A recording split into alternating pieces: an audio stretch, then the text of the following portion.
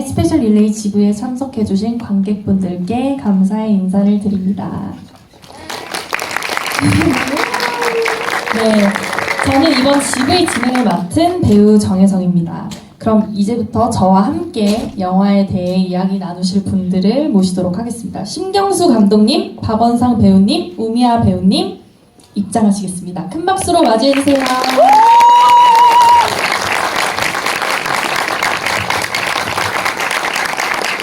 네, 자리에 참석 부탁드리고요. 네.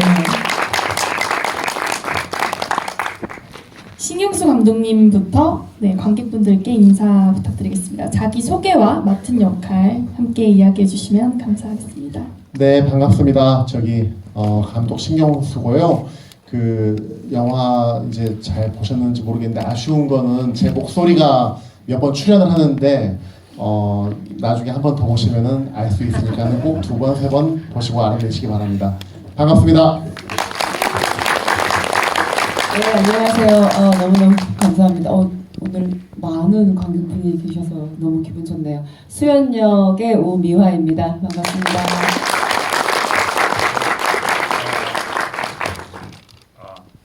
병호 역할 맡아 연기했던 배우 박원상입니다. 함께 해주셔서 정말 너무너무 감사합니다. 네, 게스트분들을 이런 자리에서 뵙게 되니까 굉장히 저는 선배님들이시기도 하고 해서 영광입니다. 너무너무 영광입니다, 선배님들. 네, 영화 목화솜 피는 날에 대해서 이야기를 나눠보려고 하는데요. 그리고 관객분들이 다들 어떻게 보셨는지 저는 너무 궁금한데 일단 배우분들께 여쭙고 싶습니다. 영화 속에서 굉장히 감정적으로 고된 모습들을 연기를 많이 하셨는데요. 두 분은 전체적으로 이제 연기를 하시면서 어떤 고민들을 하셨는지 박원상 선배님부터. 네, 너무 많은 걸 적어오신 거 아니에요? 네, 저 처음에 이 대본이 저한테 왔을 때 작업을 하는 과정은 목화솜 피는 날 이번 작업이나 다른 작품이나 크게 다를 바는 없습니다. 그런데 세월호라는 그리고 그 10년이라는 그 무게를 내가 감당할 수 있을까의 고민은 어쩔 수 없이 따라왔는데 그래도 저한테 온 이 인연은 제가 밀어낼 수 없는 거였고 고마운 인연이었기 때문에 무릅쓰고 했습니다.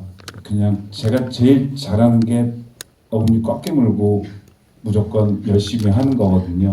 언젠간 잘하는 날도 와야 될 텐데 아무튼 그 저희 회차가 8회차였습니다. 전체 회차가 8회차였기 때문에 정말 가열차게 하지만 쫓기지는 않았는데 그렇게 작업하는 환경이 오히려 병호를 만나고 병호를 연기하는데 지나고 나서 생각해보니 오히려 다행이었다 싶었어요. 만약에 여유 있는 작업 과정이 여유가 있었다면 중간중간에 따라온 고민들 그런 것 때문에 오히려 많이 에너지를 뺏겼을 것 같은데 다행스럽게 앞만 보고 쭉 달릴 수 있는 시간이어서 고맙고 소중한 시간이었습니다. 네.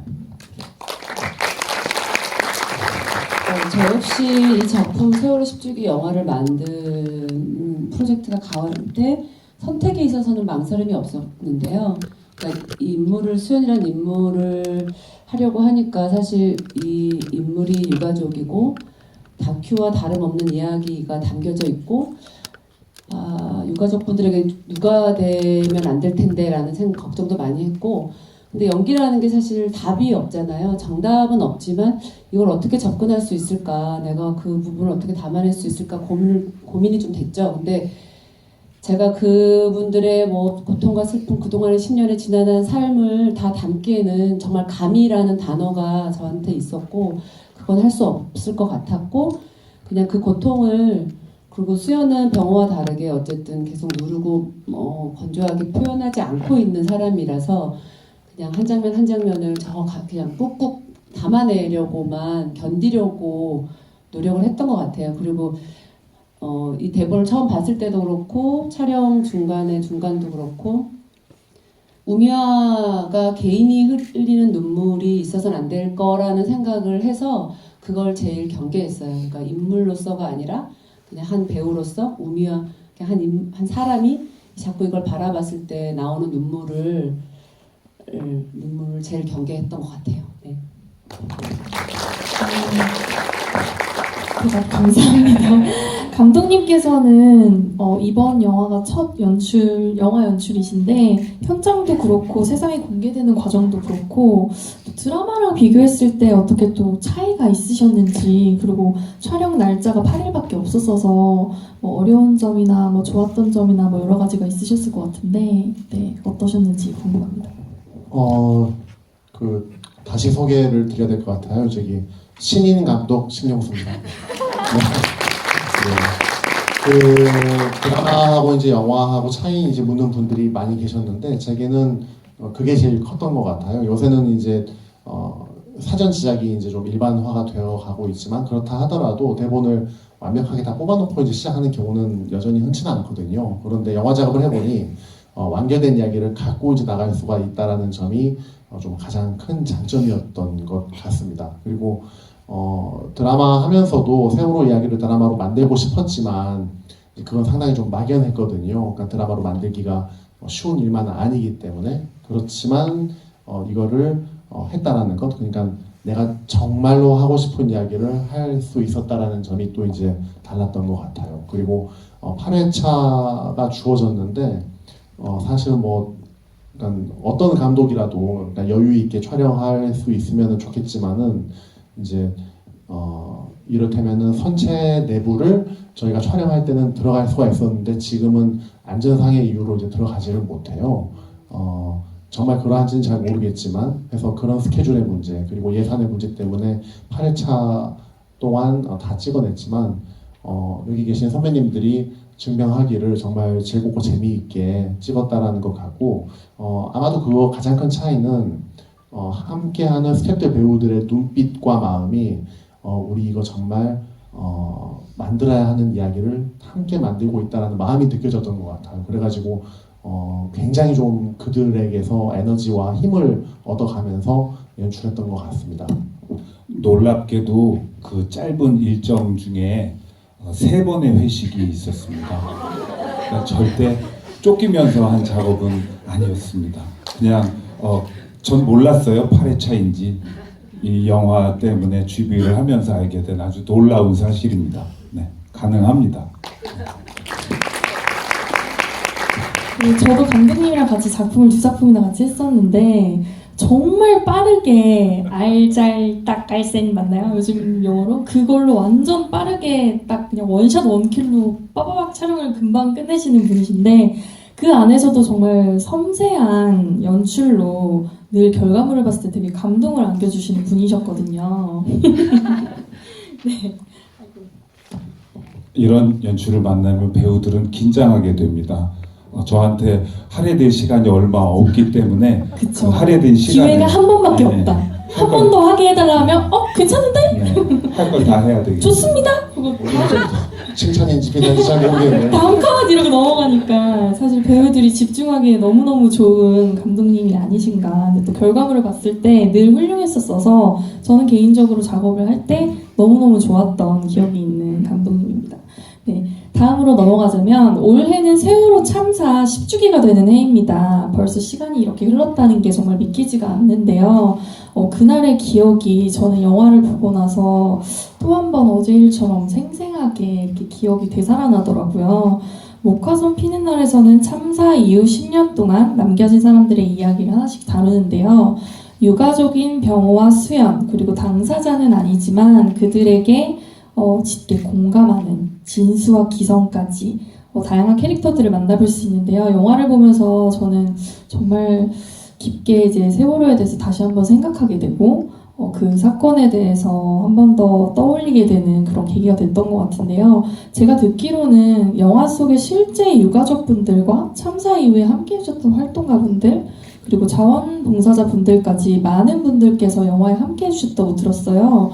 그분들과 함께한 소감과 또 어떻게 그분들과 함께하게 되셨는지 감독님께 한번 답변을 부탁드리도록 하겠습니다.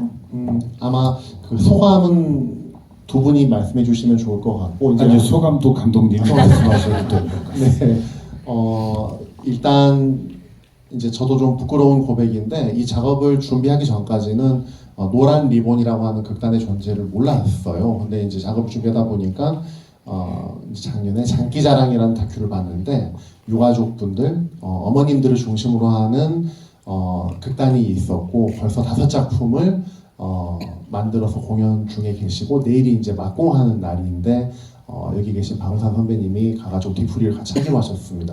그리고 6월 달에는 또 해화동 1번지라는 극장에서 공연을 하니까는 찾아보시면 좋을 것 같고 이제 진도로 촬영 준비를 하고 다 맞춰서 내려갔는데 빈틈이 보이는 거예요. 그러니까는 몇 씬들에서의 빈틈이 보여서 저희 제작사분에게 극단 노란 리본 어머님들이 좀 와주시면 좋을 것 같다라고 청을 했더니 너무나도 흔쾌하게 와주셔가지고 시원한 아이스 아메리카노와 함께 내려오셔가지고 초반부에 그 기억의 숲에서 은행나무에 비료 주는 씬, 그리고 복잔의 가게에서 미역국 엎어버리는 장면, 그리고 컨테이너에서 이제 병호가 미쳐 날뛸 때 이제 그때 이제 같이 연기를 해주셨는데 그 컨테이너 씬에 대한 최덕문 선배의 이야기는 그 어떤 기성 배우보다 진솔하게 한마디 던지는 그만해, 이게 정말 무게감이 있게 와 닿았다라고 그러셨어요. 그래서 일단 노란 리본 분들, 그리고 광주 촬영할 때는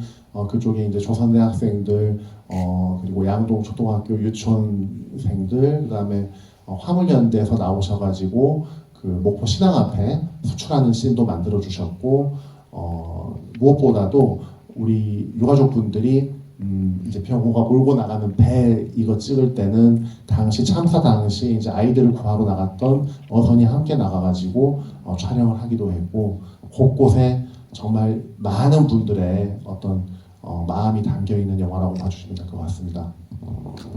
살짝 바로잡을 게 있는데요. 내일 그 유가족 어머님들 공연에 뒤풀이를 가는 게 아니라 공연을 보러 가는 겁니다. 네, 뒤풀이를 가시는 게 아니라 공연을 보시는 걸로 생각해 주시면 감사하겠고요. 그 이야기가 나와서 말인데 제가 영화를 보고 나서 되게 연기적으로도 그렇고 연출적으로도 그렇고 되게 감동받았던 씬이 여러 가지가 있는데 그 중에 하나가 컨테이너 씬이었어요. 보면은 이제 거기서 이제 선배님께서 병호 역할이 이제 거기 안에서 막 기승전결 막 모든 화와 막 슬픔과 분노와 막 모든 게 다 들어가 있는데 그거에 대한 연출을 감독님께서 원테이크로 핸드헬드로 다 이렇게 가신 것 같더라고요. 근데 거기에 있어서 뭐 일화가 있는지 아니면 뒷배경에 어떤 게 있는지 어떻게 그렇게 연출을 하게 되신 건지 그 부분에 대해서 궁금합니다. 사전에 많은 고민을 했었죠. 이걸 어떻게 담는 게 가장 효과적인 방법일까? 왜냐면은 이제 그런 씬을 찍게 되면은 배우가 진을 빼기 때문에 감독 입장에서는 되도록이면은 단 한 번에 이거를 가장 좋은 거를 담으려고 노력을 해야 된다라고 생각을 해요. 왜냐면 배우는 기계가 아니기 때문에. 근데 이제 그 장소는 이제 세트가 아니에요. 그러니까 세트가 되면은 벽도 뜯고 뭐도 뜯어가지고 카메라를 요리조리 배치해서 예쁜 앵글을 잡아내려고 이제 고민을 할 텐데 다행히 저희에게 8회차밖에 시간이 없었던 것처럼 현장은 그렇지는 않았습니다. 그렇다 보니까는 현장에 맞춤형으로 이걸 잡아내야 되는데 촬영 감독님한테 요거는 뭐 당연히 핸드헬드에 대한 동의는 있었는데 쫙 이거를 잡아달라고 했었어요. 이렇게 되면은 사실은 촬영 감독이 굉장히 힘들어져요. 왜냐면은 그 짐이 본인한테 다 오는 거기 때문에 이걸 한 번에 다 따라가야 되는데 근데 저희 촬영 감독님이 이제 그 전 소방서 작품부터 그 전에 작품 하나 더 그리고 녹두꽃까지 여러 호를 맞춰왔기 때문에 기가 막히게 달라붙어가지고 잡아내더라고요. 그렇게 촬영했던 것 같습니다. 그럼 이제 촬영을 하면서 이제 의도적으로 그 씬을 생각하셔서 이렇게 핸드헬드로 이거는 무조건 가야 되겠다라고 해서 배우분이랑 사전에 협의를 하시고 이렇게 찍으신 건가요? 선배님하고는 협의라는 거는 전혀 없었어요. 그냥 긍정적인 의미로 이제 저는 굉장히 좀 부지런하고 성질이 급해서 현장에 항상 제일 먼저 제가 있거든요. 거의 모든 경우에. 근데 이번 현장에는 원상 선배님이 거의 1등으로 항상 계시더라고요. 그래가지고 현장에 가면은 저 사람은 누구지? 하면은 원상 선배님 이렇게 뒷모습이 보이고, 그래서 이제 어쨌건 미화 선배님은 작업을 같이 했지만은 선배님은 처음이라 몇 번 이제 다가가서 친해지려고 이제 생각도 알아야 되니까 했는데, 그 뒷모습 보고 있는데 씬 준비를 하고 계시는구나 이게 느껴졌고, 이렇게 해보니 뭐 완벽하게 준비를 다 하시는 것 같아서 저는 간섭을 안 하려고 했어요. 그러니까 이야기가 많아지면 머리가 복잡해질 텐데 그게 병호에게 좋을 것 같지 않아가지고 거의 사실은 협의라고 할 게 별로 없었던 것 같아요. 본능적인 아주 본능적인 생존 본능입니다. 생존 본능. 여기선 이렇게 안 하면 못 버티겠구나. 그 씬에서 병호라는 그 아버지가 유가족 아버지가 살아온 10년도 어쩌면 대본을 읽으면서 머리로 이해했던 것들이 예상치 못하게 아주 깊게 가슴으로 들어오는 경험을 한 씬이었는데, 거기 이제 회장 역할하는 분이 제가 흥분을 하니까 그냥 잠깐 좀 쉬시고라는 말을 저한테 던지는데, 그 말은 절대 제가 받을 수가 없는 말이더라고요. 그러니까 머리가 아니라 연기이지만 그랬구나. 이 유가족 분들은 2014년 4월 16일부터 이렇게 10년 동안 쉴 수 없는 시간을 살 수밖에 없었겠구나라는 게 이해가 됐고, 그래서 목화손 피는 날 이 영화가 일단은 그분들에게 아주 조금이라도 위로와 위안이 되기를 바라고, 네, 아무튼 그렇습니다. 네. 굳이 매번 박수 안 쳐주셔도 됩니다. 네, 이제 배우분들의 이야기를 또 저희가 많이 들었고요. 이번에는 저희가 여기서 관객분들의 질문을 받고 싶은데요. 또 감독님들과 배우분들께 궁금한 점, 관객분들이 이제 영화를 보시면서 이 부분은 좋아하는데 이건 어떻게 된 거냐, 뭐 이런 궁금한 점이 있으시면 지금 일단 질문을 좀 준비를 좀 해주시고요. 준비를 하시는 동안 제가 여기 또 이렇게 이 영화를 응원하기 위해 많은 배우분들이 지금 또 와서 앉아 계세요. 제가 이제 그 분들께 좀 궁금한 점을 이제 또 같은 이런 제작자의 입장으로서 또 출연자의 입장으로 궁금한 점을 간단하게 물어보도록 하겠습니다. 저기 이제 배우 백서빈 씨가 앉아 계시는데요. 네. 배우 백서빈 씨께 제가 질문을 하나 하도록 하겠습니다. 어떤 장면이 가장 기억에 남으셨고 또 가장 마음에 남는 장면이나 대사가 있으신지, 네, 배우 백서빈 씨의 또 이야기를 한번 들어보도록 하겠습니다. 일단 영화 너무 잘 봤고요. 그 말씀해주셨던 그 컨테이너 씬이 저는 계속 그 전율이 남더라고요. 왜냐하면 그 병호가 그 무너질 것 같은 그런 그 느낌을 받았거든요. 그래서 저거는 어떻게 찍었을까 그게 궁금하기도 했었고, 아무래도 이제 이게 핸드헬드로 이렇게 쭉 가다 보면 그게 한 번에 이제 그 리허설을 어떻게 진행을 하셨는지 그것도 한번 궁금하기도 했었거든요. 그래서 근데 이제 선배님께서 말씀해주시고 또 이런 그 뒤에 이런 얘기가 있다는 걸 듣고 정말 너무 좋은 그 씬을 보게 돼서 제가 오히려 감사하다는 말씀 드리고 싶고요. 그래서 그때 그러면 그 상황의 리허설 부분이나 그런 거는 또 어떻게 진행이 됐는지 좀 더 깊이 들어보고 싶습니다. 네, 저는 기억력이 별로 안 좋아서 감독님께서 제가 이 GV를 다니면서 이제 정말 깜짝 놀랐던 사실은 모든 배우분들이 그 출연 제안을 드렸을 때 흔쾌히 다 한 걸로 기억을 했는데 최동문 선배님은 그렇지 않았더라고요.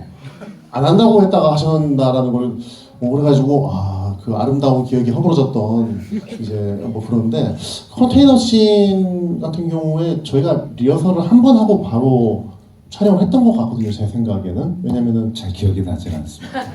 네, 그러니까 저 역시도 너무 이제 몰입을 하고 있었기 때문에 제 기억에 맞다면 리허설 한 번 하고 바로 슛 했던 것 같아요. 네. 그러면 한 번만에 원테이크로 그 씬이 다 오케이가 났나요? 원상 선배님 분량은 그래서 리허설 한 번 하고 네, 카메라 한 번 돌아서 끝냈고 그다음에 이제 풀샷들이 이제 몇 개가 있었죠. 예. 네. 그러면은 제가 또 다른 분 한 분 더 정확한 기억은 아닙니다. 질문을 하도록 하겠는데요. 저기 이제 배우 김도훈 씨랑 상현 씨에게 저희가 이제 질문을 하도록 하겠습니다. 가장 마음에 남는 장면이나 뭐 대사가 있는지, 그리고 내가 이 영화에 출연한다면 어떤 역을 내가 해보고 싶은지. 다 이렇게 상호간에 협의는 끝난 상황인 거죠? 아니에요? 사전에 협의가 안 된 급작스러운 질문입니다. 네. 되게 급작스럽네요. 네. 근데 진짜 너무 일단 네, 여기 초대해 주셔서 너무 감사하고요. 되게 재밌게 봤고 저도 근데 마찬가지로 그 컨테이너 씬이 근데 저걸 어떻게 이제 연출을 생각을 하시고 촬영을 했을까 궁금했었는데 지금 앞에서 다 이해가 되게 설명을 해 주셔가지고 네. 뭐 딱히 지금 궁금한 거 네. 연기를 너무 진짜 너무 다 네. 멋있었죠? 그렇게 그냥 넘기신다고요? 네. 알겠습니다. 네. 그러면 이제 관객분들의 질문을 한번 받아볼 텐데요. 혹시 배우분들이나 감독님께 궁금한 질문이나 뭐 있으신 분들은 손 들어주시기 바랍니다. 오, 저기 이제 중앙에 서빈 배우님 옆에 계신 분.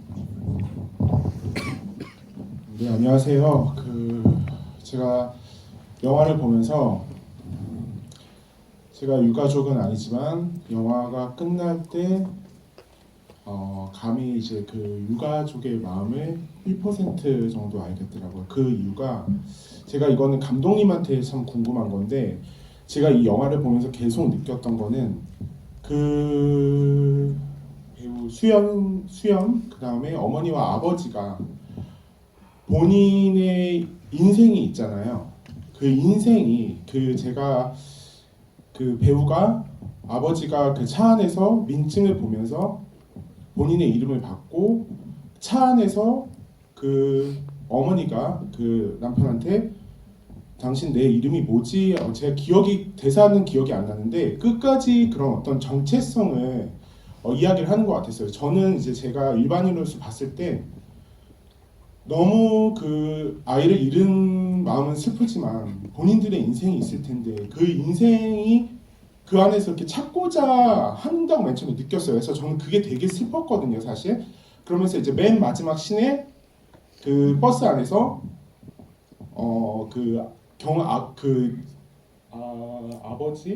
아버지 누구누구 아버지 그 아이 이름의 아버지라고 얘기를 했으면서 이제 버스가 다시 리턴해서 돌아가는 그 역이 이게 한 아이의 아버지, 하나의 어머니의 그냥 그 인생이구나라는 그런 생각이 들면서 좀 마음이 되게 무거웠던 것 같아요. 그런 연출이 있었는지 제가 지금 표현을 못 하겠는데 마음이 먹먹해서 그렇게 좀 전 느꼈던 것 같습니다. 그래서 좀 그런 부분이 궁금했어요. 그런 연출이 있었는지, 그런 의도가 있었는지. 이거는 어떤 그런 연출의 의도라기보다는 그러니까 우리 모두가 이제 그렇게 살아가고 있는 게 아닌가 싶거든요. 이를테면은 저도 이제 촬영 현장에 가면은 감독이 되는 거고 집으로 돌아가면은 남편이 되고 이제 아빠가 되고 이제 이런 그 역할들이 달라지는 거잖아요. 자기가 어느 시간대에 어떤 그 그룹에 있느냐에 따라 가지고. 그런데 우리가 이제 어떤 일을 겪게 되면 이 영화에서는 세월호 참사라고 하는 큰 일을 겪었고 이 가족은 둘째 딸이 죽게 되면은 남아있는 가족들이 자기 스스로를 증명하는 유일한 방법은 누구의 아빠, 그러니까 경은이의 아빠, 경은이의 엄마로 이제 살아갈 수밖에 없게 되는 것 같아요.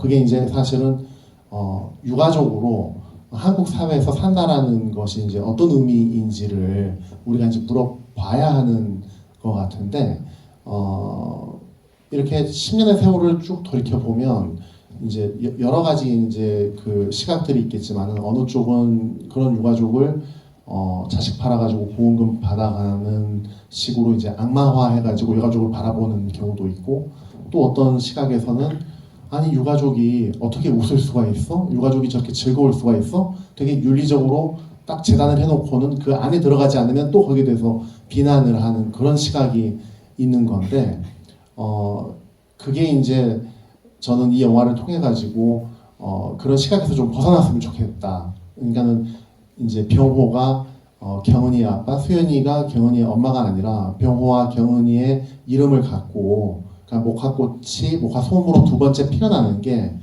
물론 제 1번은 경은이가 그렇게 피어나기를 바라는 것도 있지만은 병호, 수연이 그리고 언니인 채은이 이런 유가족 분들이 다시 무너져버린 삶에서 일어나가지고 두 번째의 자기 이름으로 살아나기를 바라는 마음을 담고 있고, 그거는 어떤 연출의 의도라기보다는 사실은 우리 모두에게 해당하는, 우리들도 세월호 참사의 어떤 당사자라고 생각을 하거든요. 다들 미안한 마음들이 어느 정도는 있는데 그 미안함을 넘어서는 어떤 방법을 이제는 좀 찾아야 되지 않을까, 그런 생각이 듭니다.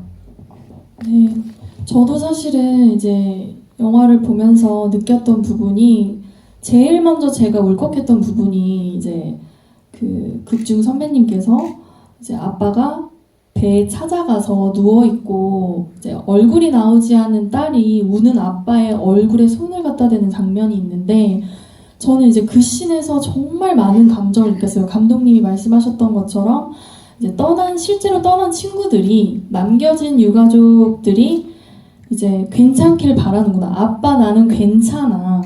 아빠가 좀 괜찮았으면 좋겠어 라고 생각하면서 이제 쓰다듬는 그 연출과 그 장면이 저는 정말 지금도 소름이 돋는데 너무너무 좋았어요.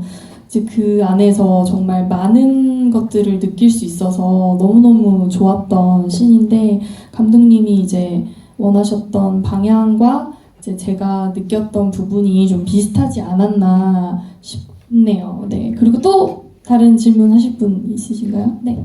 뒤에.